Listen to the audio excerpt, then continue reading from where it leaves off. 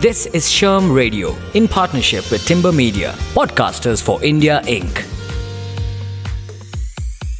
Hi, welcome everyone to our Leadership Conversation series on all things work, brought to you by Sherm and Oracle. And on today's episode, we're going to be talking about translating workplace flexibility into employee equity. Over the past year, the one thing we've all learned is that remote work does work. But what comes next? As every business is charting their own course for their return to office, there are now multiple options for where and how a workforce can operate. Fully remote, fully in-person, more flexible hybrid formats with a few days in and perhaps a few days remote, or even allowing work hours that are flexible and outside of the traditional 9 to 5. Well, joining me today is Rachna Sampaio, Vice President Human Resources at Oracle Corp APAC. And we will be discussing the various paths and models and how workplace flexibility can translate into employee equity. Welcome to the session, Rachna. Thank you, Archana. Thank you so much for inviting me. And I agree, it's a very, very important topic. Yeah, and we're very excited to get this conversation going. But before that, let me give you all a quick introduction about Rachna. Rachna is based in Singapore and she's an established HR leader. Her forte is in enabling businesses to achieve real outcomes through innovative human capital strategies. She has over 28 years of experience across industries and geographies ranging from the Middle East and Africa to Australia, all the way to Japan and across Asia Pacific. Wow. She is a true thought leader and has led transformation initiatives for businesses, including leadership transformation, redefining recruiting and talent retention strategies, as well as creating diversity and inclusion frameworks. She believes that authentic leadership, brand credibility, agility, and diversity are the forces that will shape the new workplace. Organizations that leverage these factors to build a collaborative work culture will be irresistible for talent. Rachna has been with Oracle for over 11 years, and in the past, she's also worked with technology MNCs, including Microsoft, Nokia, and HP. And so once again, Rachna, warm welcome and really, really impressive work portfolio that you've had over your 28 impressive years of experience. So, Rachna, you've had this, expanse of experience, especially from a geographical perspective. So you really do understand dynamics that work across different countries and regions. So looking at those dynamics and the way that, work is now transitioning for organizations in very different ways, what are some of the pros and cons of the different models within this new flexible workplace in your perspective, from your perspective? So thank you, Archana, once again. Thank you for a very warm welcome and very good introduction, a very exciting introduction on a very important topic. So let's face the reality. And the reality is that COVID-19 pandemic has pushed everyone, like no one is left out, everyone in an unprecedented, abrupt way into a global experimentation of remote working. So therefore, everyone's routines are disrupted. We don't have established routines. It has made every business rethink the way they work and operate. Even education sector needed to change quickly and swiftly. Us parents, I've got two kids, would not have thought 2 years ago in a way and manner. Our children are adapting to new way of learning. Oracle published its study AI at Work 2021 global study titled Back in the Driver's Seat, Employees Use Tech to Regain Control. Oracle's survey of nearly 15,000 employees, managers, HR leaders, and C-suite executives in 13 countries found that a staggering 93% had used the past year to reflect on their personal and professional lives and think about the future. So think about that, Rachna. I'm sure I had that thought as well, and I'm sure you had that thought as well, is that what's the purpose in life? What that last 2 years have done, in terms of when you see things around you. So that reflection led to significant findings that companies cannot ignore. 88% of JPAC respondents maintained that the meaning of success had been redefined for them with work-life balance, mental health, and flexibility becoming top priorities. Hybrid or flexible workplace is here to stay. Let's acknowledge that, right? It's not going anywhere. Some companies have started to talk about going completely remote with no physical office presence, or some still expecting employees to be back at work, and many are opting to flexibility. There are many advantages of a flexible workspace, as organizations can do effective space management, space optimization, ensuring that the workplace does not feel so empty or crowded. It can also help with the facilities cost, reduction in office commute, less traffic, hassles of transportation, and as a result, will help reducing carbon footprint, which is so needed, right? Last 2 years have taught us that we human beings do like physical social interactions, and therefore, having a flexible workspace with employees having access to a physical workspace will help with engagement. Hybrid work adoption will allow employees to switch between different environments according to their needs and objectives. As a result, when they go into the workplace, they will feel more purpose-driven about doing so. Flexibility offered to suit each employee's personal needs offers different options for a blended lifestyle, especially employees with care responsibility, elder care, sick care, child care, etc., can take advantage of the flexible working options. Fully remote models, in my opinion, can have some challenges, right? So let's talk about those challenges, what those could be. Remote employees may find it harder to communicate with people on site. Spontaneous conversations, immediate responses, face-to-face interactions, they all help to build workplace relationships and culture. There is no line between work and home, blended lifestyle, work and home together in the same setup. We all know that very well for the last 2 years, right? This could become a discomfort for people when they really need to have me time, a family time. Organizations will need to ensure that they have the right technology, tools, and resources to support hybrid working. For example, having high quality video and audio equipment in the workplace as well as in the remote work location. Invest in HR solutions that keep the employee productivity up, right? Fast and reliable internet connections, both at work as well as in the remote working environments. All these things are going to be looked into, thought through when organizations are looking at the remote or hybrid workspaces. A lot of complexity, Rachna. There are so many options. There are so many rights and wrongs, I think. And I'm sure you are seeing that at Oracle as well in your own journey as you are, trying to find the right fit. That, there will be some bit of trial and error, some bit of collective learning on how we can, look at the right fit for our organizations. So let me ask you, even from the experiences that you are having currently, and I'm sure you've been thinking about this and planning for it, in terms of what is the right fit for your team, and how do organizations really view this from their framework of the type of organization they are, the culture they have, the kind of industry they're in, the type of, job role, different job roles. So how does one go about trying to figure out the right fit? Very important, a crucial question for all businesses, all leaders, all managers, and all HR practitioners, right? What's the best fit? So the last 2 years have proved that many businesses have done very well with teams working virtually. Given this, at no point should organization mandate that physical presence is a must.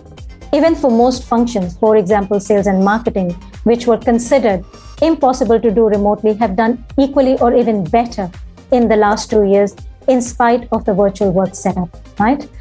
There are industries and type of roles within a company that pretty much have to be in the workplace. Engineering, manufacturing, retail, F&B, hospitals, hospitality, etc.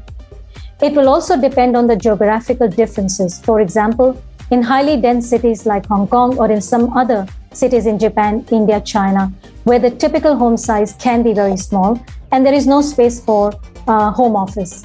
It can be distracting and sometimes detrimental to productivity to ask employees to work from home. In countries where homes are bigger, work from home can be a very, very attractive option. Also, in urban centers where traffic conditions are horrendous, let's take Jakarta, Bangkok, Manila as an example. Employees used to spend 3 to 4 hours daily commuting.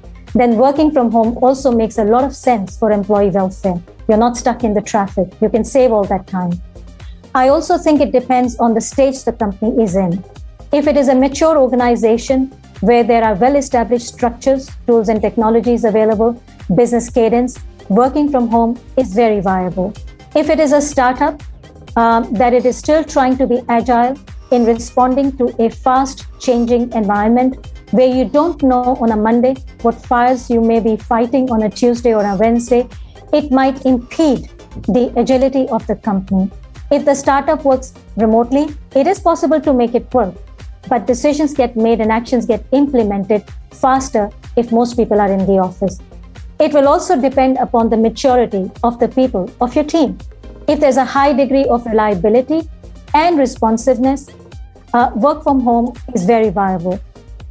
Else, if you note that the productivity drops a lot and deadlines are missed habitually, then working back in the office should be considered. Therefore, the best fit option should only be decided by considering some of these factors. It does not mean going back to the pre-COVID setup, rather than offer an option which is best suited and win-win for both the organization and the individual and the teams. As the nature of the career is changing, workforce dimensions are also shifting, and so do employee demands. Today, employees place a higher premium on flexibility, creativity, and purpose at work. Organizations will need to consider flexibility for retention by giving employees more control over their schedules and working environments. Does that make sense, Archana? Yes, I think absolutely. And I, totally agree with you. It can't go back. It's not like a on and off button where we're just going to go back to the way things were. It's changed us all forever, whether it is at an individual, personal level, as professionals, employees, and as organizations. Yeah. The expectations, the relationships, the equations have all completely changed, perhaps for the better, for different for sure. Time will tell. Yep. Absolutely, Archana. Absolutely. So, Rachna, you were talking about, the way the whole dynamics are changing and what are the different expectations and how organizations should really look at the right fit for them. And you talked a bit about earlier in terms of some of the steps, but, those were, you touched upon it, but can we maybe a little bit talk in detail on what are steps that organizations should be taking to address the need for remote, in-person and hybrid workers? Yeah, absolutely. There are many steps that the companies either are taking or will need to take to address these multidimensional needs of the workers. So let's name a few of them: wellness, enablement, compliance. So let me talk through them, what these are. Wellness. So I talked about right at the beginning of the session, our AI at Work Global 2021 study that Oracle did, where 80% of the JPAC respondents shared that the past year negatively impacted them, with 20% stating that they felt lonely than any other year before, and 22% feeling disconnected in their lives. I think it sounds relatable, right? I think many of us have gone through that in the last 2 years, personally as well, right? Employee mental well-being and physical well-being has taken a toll. Hence, it is important that organizations call out this step exclusively and chalk out plans to continuously address this, more so in the new hybrid workspace. Managers must create opportunities to engage equally with those team members that they see through screen, as we have been doing a lot through the screen, right? As those they may see in person. Organizations must ensure managers are continuously provided with the skills needed to identify and support individuals struggling, maybe with mental health challenges. Managers should not feel like they're responsible for their team's mental health, as an example, but it is critical managers know how to spot issues and what to say or what actions to take or what to do. At Oracle, that's why we have a mental health education program for our managers to help them to be aware of signs and symptoms of mental illnesses and do their part in creating a psychologically safe workplace. We have a similar session for employees as well. Now, let's talk about the next important aspect, which is the enablement for managers. The key to success of any change are the change champions. And in any organization, that is mostly the managers. As one of the leaders I worked with, he said, the first line managers are the lifeline of of our organization. And I think that's very true. Hence, it is important that enablement pertaining to relevant trainings, resources, FAQs are put up for them to be able to help them and their teams as the organizations go through the change. Compliance pertaining to local country, regional norms, to remote, in-office, hybrid working, shortly to be covered as duty of care aspect of the employers. This refers to looking at various laws that govern working from home and the associated requirements pertaining to that. Health and safety management, including economic checks to ensure the workplace is a safe one. Vaccination checks at entry points. Some countries, it's mandated, whilst in the others, it is not. Guidance and company policy on hybrid working. Establishing a policy document, for example, that outlines the core company philosophy pertaining to hybrid working. This document covers the compliance requirements, but also helps employees and managers in choosing the best option for their needs. Technology definitely plays a key role, especially now that we had to adjust the way we do things in this time of pandemic. When we at Oracle started working from home now almost 2 years ago, we've seen a change in employee behavior that transformed how we interact and work together. As such, we needed to adapt quickly to make sure that employee experience and employee engagement are addressed by leveraging on available tools and resources when it comes to analytics, learning and engagement, and HR process improvements, to name a few. Technology has been a great enabler for us at Oracle, as we are not only offer employees the customization to work in their most preferred manner to achieve the full potential, but also provides us the means to identify where skill gaps in our organization lie and how do we show them up as soon as we can to remain relevant in a very highly competitive space. Having this macro view through embedded technology into our everyday also makes us in HR very data and insights driven.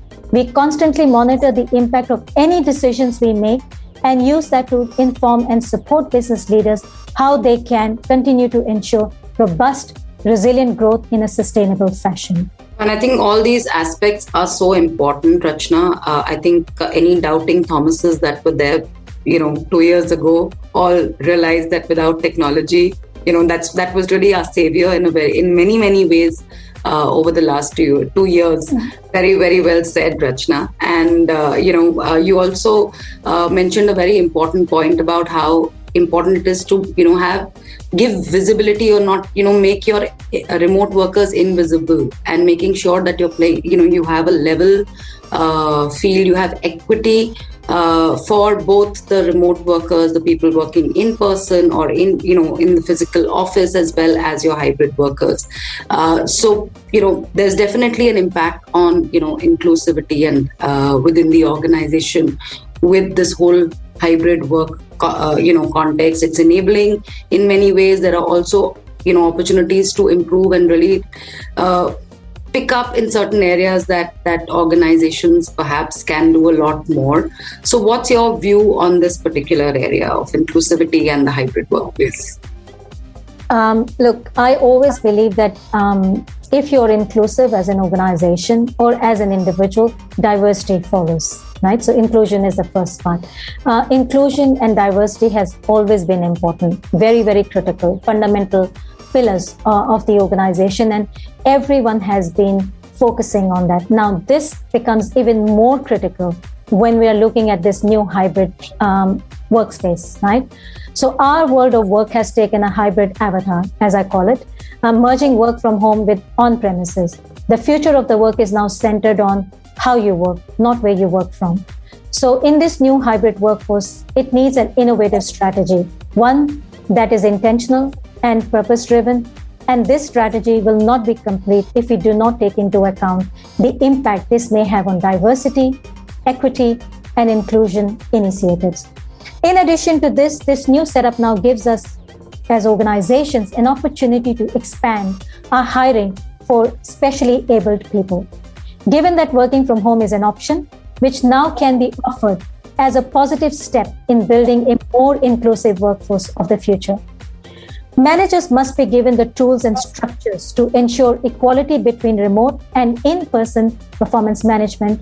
Remote workers end up, so let's look at, if I'm a manager, think about performance management, right? I will need to pay attention to that, remote workers should not get lower performance evaluation or fewer promotion just because they are not seen in the office. Transparent communication practices help ensure remote and office-based employees remain equal. A lack of open and honest communication has the greatest negative impact to employee morale. Organizations will need to put in place process and procedures to ensure the actions and the outcomes of informal, in-person communication are shared with others where relevant. Where possible, all formal communication should be written or recorded so all employees can receive the messages. When the right channels and structures are established, communication is never disrupted. No, I think you've given us so much practical and, detailed inputs on, really managing the whole elephant, I can say, of, how we get back to work. A lot of, direction as well, Rachna. I think this can be like a little bit of a toolkit for organizations. You've covered every aspect from the compliance to the practical, even from a people manager perspective. And, I have really personally gained a lot from this conversation with you. So thank you so much. It's been an absolute pleasure and a learning for me to have had this conversation with you, and look forward to many more sessions with you. Yeah, so thank you so much, Archana. I really enjoyed our dialogue. Thank you for the opportunity. So thank you once again. And for all our viewers, thank you for joining in this conversation that Rachna and I had on translating workplace flexibility into employee equity, part of our leadership conversations on all things work, brought to you by Sherman Oracle. Thank you so much. Thank you. This is Sherm Radio in partnership with Timber Media, Podcasters for India Inc.